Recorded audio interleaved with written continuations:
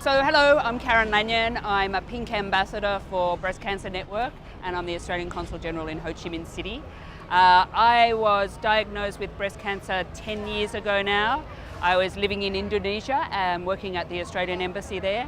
And I felt some pain in my breast and went, no, this is not right. So I went to a doctor and they looked at my breast and they kept saying, no, it can't be cancer. If it's painful, it can't be cancer. So we went and we checked. We went to Singapore and met with somewhere there. They said the same thing. It's painful, it can't be cancer. And then my husband was reading a magazine about a woman in Australia who had pain in her breast and it was cancer. So he made me go back to the doctor in Singapore and it was cancer. So I had grade 2 cancer, though it was invasive in my breast and into my arm.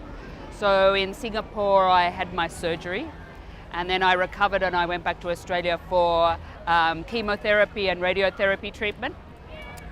With chemotherapy my hair all fell out, no eyebrows, no hair. So this wig is what I used to wear to the hospital to get my chemotherapy, and it kept me positive. I got it from some friends of mine.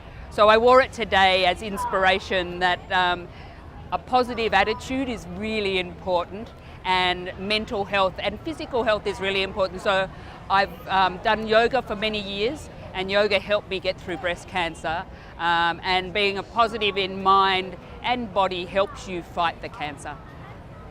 I would say to Vietnamese women and Australian women alike, always be positive. I am now 10 years cancer free.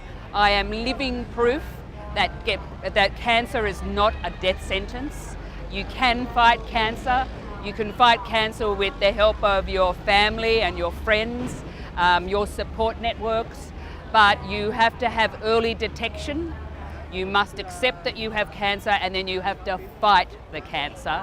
And regular health checks are so important because the earlier you find out you have breast cancer, the more likely you are to survive. So do not be afraid, be very positive, and as I always say, fight like a girl.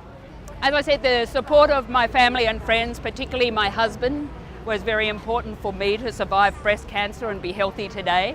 I think what the Breast Cancer Network is doing is so important.